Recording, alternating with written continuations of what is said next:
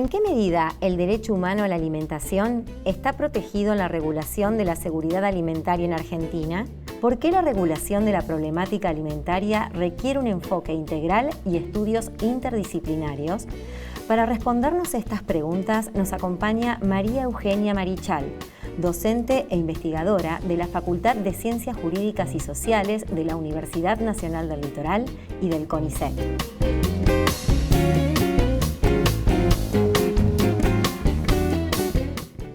Hola María Eugenia, bienvenida al programa. ¿Cómo estás? Bien, muchas gracias. Gracias por la invitación. Bueno, a ver, contame un poco cuál es tu objeto actual de estudio relacionado con la problemática alimentaria.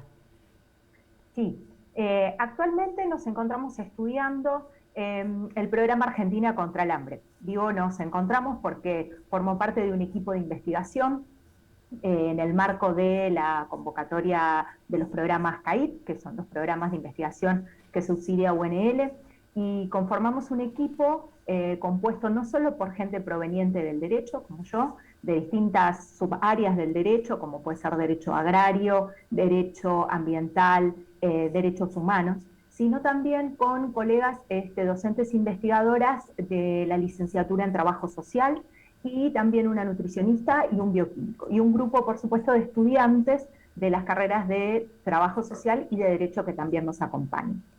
Y actualmente lo que estudiamos es entonces esta dimensión de la seguridad alimentaria que hace a las políticas socioasistenciales alimentarias, que hoy por hoy están concentradas en lo que es el programa Argentina contra el Hambre, que fue lanzado en el año 2019 y que en este contexto de pandemia ha cobrado una gran relevancia por el contexto de crisis sociosanitaria. Bien, ¿y cómo surge y cuándo el interés tuyo por este tema específico de la alimentación? Porque luego lo has seguido abordando en tus tesis de maestría, de doctorado. Entonces, contámonos un poco, digamos, ¿por qué te surge el interés de abordar este tema? Sí, bueno, en mi caso particular yo vengo estudiando la problemática alimentaria desde esta mirada sociojurídica, del campo jurídico, hace más de 10 años, más o menos. Y comencé en el marco de una maestría. Yo hice una maestría de Ciencia, Tecnología y Sociedad en la Universidad Nacional de Quilmes, con una beca de lo que era en ese momento la Secretaría de Ciencia, Tecnología e Innovación, un programa de formación de recursos en ciencia y tecnología en las provincias, es decir, todo lo que sea Argentina, que no sea Buenos Aires. Y bueno, en ese marco descubro ahí el campo fascinante de los estudios CTS, como se les dice, y cuando hacia el final tenía que elegir algún tema de tesis, bueno, yo había venido observando que había muchos amplios sectores de la vida, dominios enteros que que habían sido, la regulación había sido diseñada, era interpretada y aplicada por expertos en esos dominios técnicos científicos específicos. Y eso me llamaba muchísimo la atención, porque descubría que había muchas áreas del derecho que no estaban intervenidas, monopolizadas por juristas y o politólogos, que es lo que tradicionalmente uno piensa, ¿no?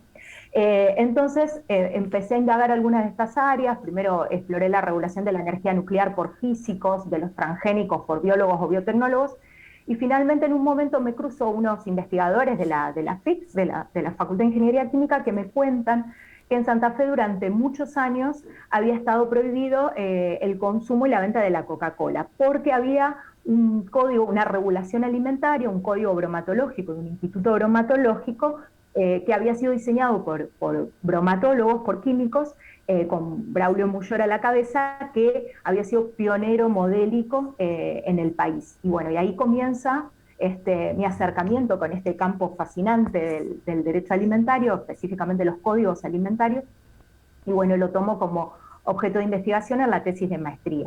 Entonces ahí estudio el régimen alimentario en la provincia de Santa Fe, y después continúo con el objeto, pero ya en el marco de la tesis doctoral, con beca de CONICET, y ya en una tesis doctoral en Derecho, ahí abordo la regulación, la codificación y descodificación alimentaria a nivel nacional, Código Alimentario Argentino. ¿Sí? Bien, bueno, justo ahí lo mencionaste, porque veníamos hablando de códigos, bueno, de otro tipo de normas. A ver, ¿cuál es el orden en nuestro país? ¿El orden a nivel Argentina? ¿Es un código? ¿Es un reglamento?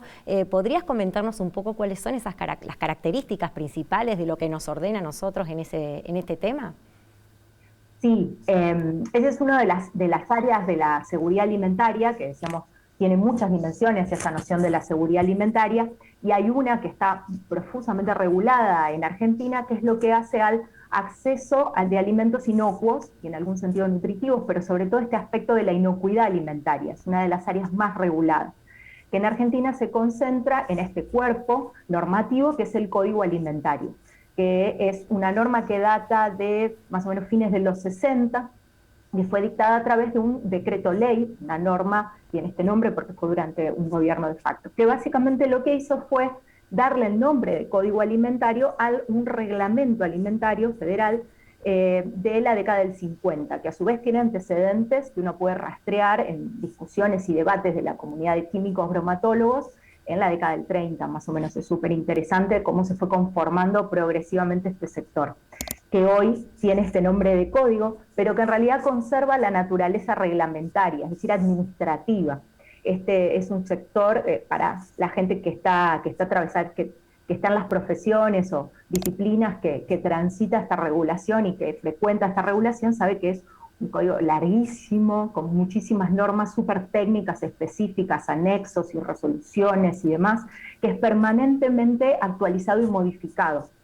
Y que la autoridad de aplicación, la autoridad que se encarga de modificarlo, tiene sede en lo que sería el Poder Ejecutivo, la administración, ¿no? Porque se modifica por decisión de la Comisión Nacional de Alimentos, la CONAL, que es parte del Sistema Nacional de Control Alimentario, que está compuesto por autoridades, por funcionarios de SENASA, de ANMAT, de las autoridades provinciales de la cuestión alimentaria, y que se modifica por resoluciones ministeriales conjuntas, ¿no? De salud y agricultura. Es decir, no hay intervención en esto del Poder Legislativo, que sería como el lugar, ¿no? de debate, de deliberación democrática con legitimidad democrática de origen, que es como se espera que serían los códigos. Y otra característica importante que tienen los códigos tradicionales, como civil y comercial, penal, es que tienen al inicio una serie de principios expresos, claros, con los que se interpreta todo el resto de la regulación, ¿no es cierto? En la regulación europea de alimentos, por ejemplo, encontramos principios claros como el principio precautorio, expresamente consagrado, la prioridad de los intereses de los consumidores en la cuestión alimentaria, el principio de transparencia en las regulaciones, etc. Nuestro código es un conjunto de normas altamente técnicas que no tienen esa parte interpretativa general, como se espera de un código, tiene naturaleza de reglamento. También mencionabas, nos comentabas que se caracteriza por una, no sé si el código en sí mismo, sino todo el ordenamiento que hay a nivel nacional, por una sobreregulación de este tema, una fragmentación a nivel interno. ¿Podríamos explicarnos a qué se llama eso, sobreregulación y fragmentación interna? Sí, nosotros en el equipo, uno de los procesos que estudiamos, que caracterizamos en la regulación de la seguridad alimentaria, es esto que llamamos fragmentación. Es decir, estos principios de los que hablaba antes, no es que Argentina no los tiene, uno los puede encontrar y los puede reconstruir si estudia la normativa constitucional, lo que se llama el bloque de constitucionalidad, es decir, esos principios los encontramos en tratados de derechos humanos que tienen jerarquía constitucional en nuestro país. Principio precautorio en materia ambiental, e incluso el derecho humano a la alimentación tiene reconocimiento constitucional en nuestro país, ¿no? A través de estos tratados, y por el cual el Estado, al suscribir esos tratados, ha asumido obligaciones en pos de la garantía del derecho humano a la alimentación. Es decir, la regulación existe, pero ¿qué pasa? Lo que notamos es que hay como una fragmentación sectorial. Esta área de la inocuidad, de la dimensión de la inocuidad de la seguridad alimentaria, la encontramos como de espaldas a otra área que hace al desarrollo de la normativa en cumplimiento del derecho humano a la alimentación, que está más asociada a otras carteras ministeriales, al área de desarrollo social, ¿no es cierto?, y con otro tipo de políticas o programas, como este que mencionaba al principio del Programa Argentina contra el Hambre, porque se vincula a una lógica, ¿no? Se entiende que la problemática del hambre y la desnutrición está vinculada a ciertos sectores considerados especialmente vulnerables, vinculada al problema de la pobreza, etcétera, y por ende se la aborda a partir de programas que tienen que ver con prestaciones dinerarias, ¿no? O prestaciones para comedores, prestaciones asistenciales, ¿no? Que nosotros consideramos que son paliativos focalizados, cortoplacistas y que están desintegrados, que no miran y que no articulan otras dimensiones del complejo problema alimentario, como es la producción, ¿no? Que está en la cartera de industria, agricultura, agroindustria, ¿no? Depende cómo se llame bajo qué gobierno, pero y de toda esta regulación del comercio, ya sea interno o externo, de los alimentos, cuando todo forma parte del mismo complejo problema.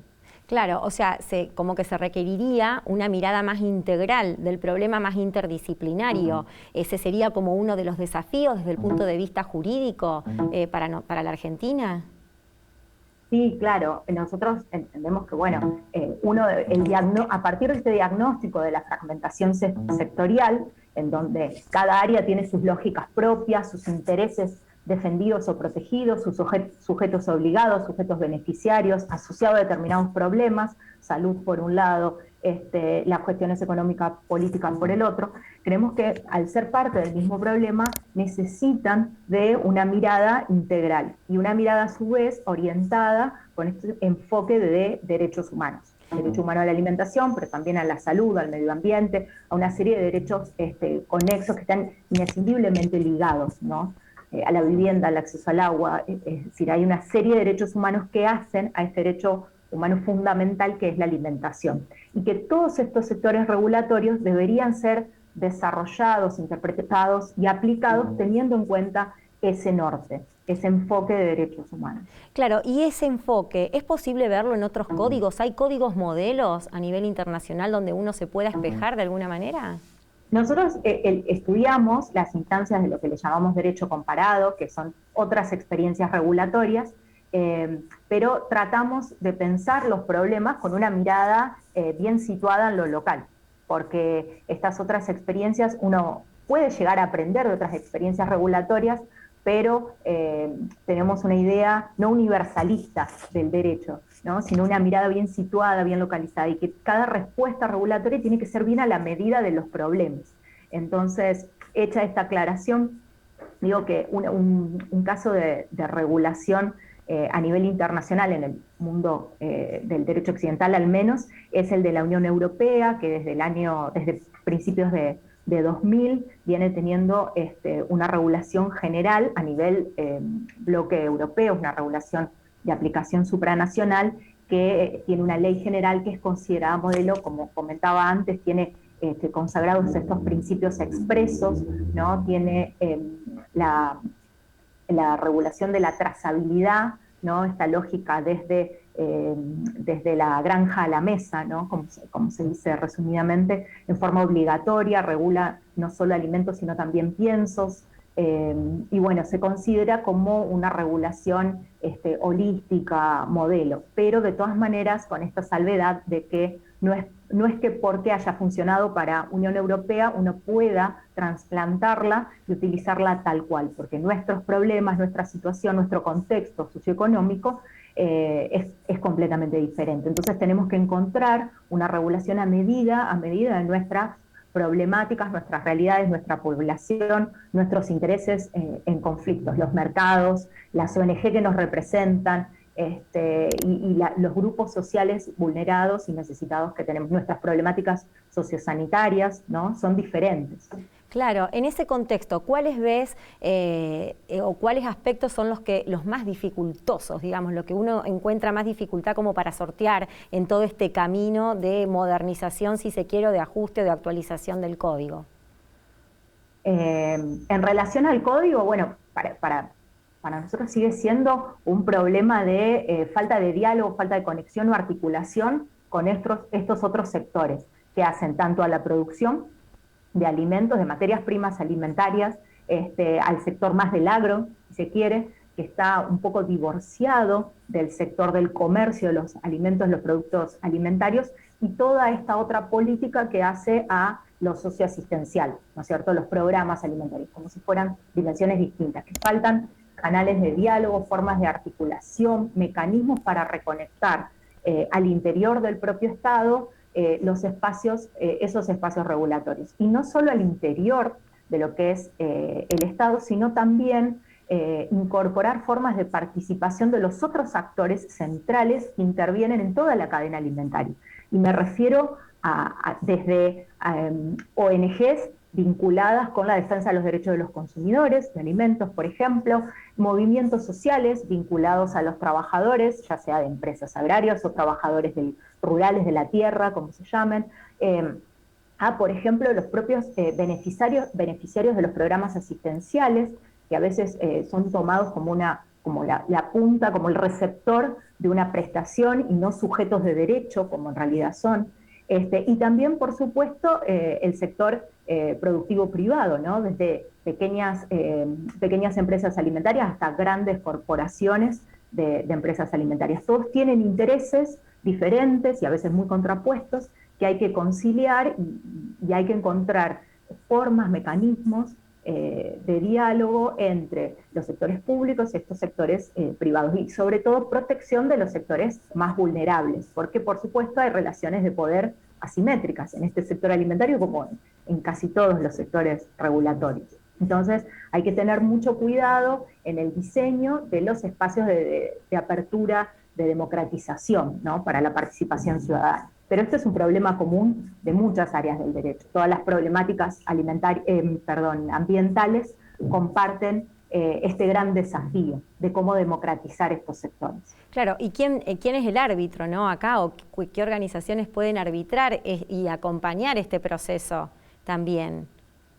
Claro, ahí en principio tiene que jugar un rol central el Estado, pero como decimos, tiene un problema interno propio de su propia fragmentación, porque uno habla del Estado como si fuera un gran sujeto omnisciente, pero bueno, eso es ciencia política y hay un montón de otras áreas que nosotros por ahí también trabajamos, que vienen estudiando esto. No existe tal cosa como una figura monolítica, ¿no? Está fragmentado, tiene lógicas distintas, se asocia con distintos intereses. Y también hay otro ingrediente más, creo yo, que por lo que venís comentando, se deduce, ¿no? Que lo que nosotros llamamos alimentación, seguridad alimentaria, alimentos, también es un concepto dinámico. Y creo que va evolucionando, va cambiando, va mutando de acuerdo también al tiempo y a la realidad local, ¿no? Claro, nosotros desde la perspectiva que lo estudiamos, vemos alimento, ¿no? La figura de alimento, consumidor y demás están definidas en el Código Alimentario, no son lo que llamamos conceptos legales, pero son simplemente discursos que se estabilizan, ¿no? que adquieren una cierta cristalización en ese artículo del código, pero que por supuesto puede cambiar, es modificable, ¿no? Es un consenso sobre una determinada caracterización de algo, ¿no? que va mutando y que va representando esos distintos intereses que dijimos estaban en conflicto o en disputa, por eso puede cambiarse. No es lo mismo, como les decía, cuando uno estudia las disputas de los bromatólogos en los años 30, 40, ¿no? Su gran preocupación era la lucha contra el fraude alimentario, en un momento en donde no había tantos controles de los productos que se importaban, por ejemplo, donde, bueno, había una policía alimentaria aún en constitución, ¿no? Entonces es distinto esas discusiones que en un mundo globalizado, en donde tenemos un mercado alimentario homogeneizado, transnacionalizado, de productos elaborados, estandarizados, y una forma de consumo también sujeta a un montón de otros intereses corporativos. Son distintas las discusiones. Y todo eso se refleja en la regulación. Claro. Bueno, recién hablabas de control de los alimentos, de las regulaciones. Entiendo también que has trabajado o al menos has abordado el tema de etiquetado, ¿puede ser?, de alimentos. Si nos podés contar un poco qué trabajaste en este sentido. La cuestión de la discusión del etiquetado, rotulado de los alimentos, es uno de los últimos emergentes, una de las cuestiones que incluso se está discutiendo ahora, no está cerrado. Hay un proyecto de ley que está ahí a punto de perder estado parlamentario si no es tratado, sobre el proyecto de ley. En realidad se llama de alimentación saludable porque contempla varios aspectos, entre eso la cuestión del rotulado. Y ese es un caso muy interesante porque justamente muestra uno de los puntos de contacto entre estas áreas que en otras cuestiones se encuentran fragmentadas, porque justamente este proyecto de ley, ya el hecho de que pase por un debate parlamentario, ya es un proceso muy interesante porque la regulación de lo que es rotulado y etiquetado está contenida en el Código Alimentario, que es, como dijimos, discutido por representantes de distintos sectores del Estado y con consulta a expertos asesores, pero no es un espacio muy abierto al debate democrático. Entonces, que esté siendo discutido en la legislatura ya es un proceso interesante, han participado en ese proceso, se pueden ver incluso los debates por YouTube, ¿no? En donde hay participación de distintas, de colegios profesionales, de ONG que están interesadas en la discusión y que presentan distintos estudios, distintas miradas.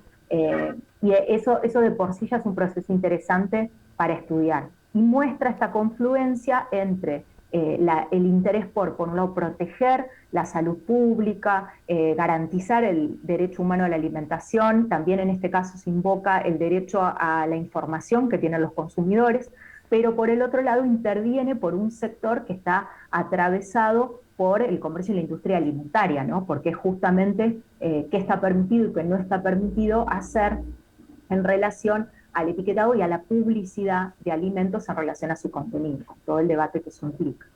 Bien, entiendo que el abordaje, el objeto de estudio que están ahora ustedes analizando, la investigación que están realizando, está en desarrollo porque se enmarca en un proyecto CAID, ¿no?, de nuestra universidad. ¿Cuáles son las proyecciones de ese proyecto? ¿Tienen en vista continuar con alguna línea de investigación específica o con el desarrollo o darle continuidad de alguna manera a lo que están trabajando ahora? ¿En qué sentido?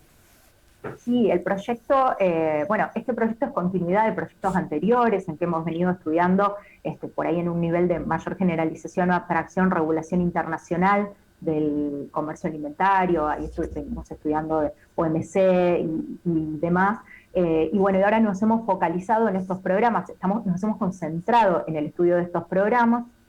Recién empieza, este proyecto empezó este año, y la idea es estos 4 años estudiar esta desconexión, esta fragmentación en las distintas áreas y estos emergentes que van apareciendo, así como dijimos la discusión por la ley de etiquetado frontal.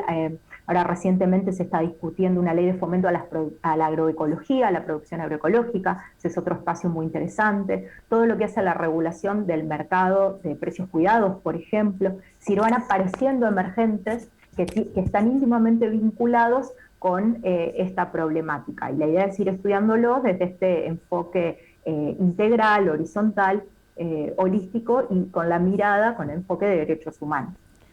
Perfecto, bueno, muy claros los conceptos. María Eugenia, te agradecemos muchísimo el tiempo y por haber compartido esta investigación que están realizando y que es muy importante para nuestra seguridad alimentaria. Así que, bueno, muchas gracias y hasta pronto.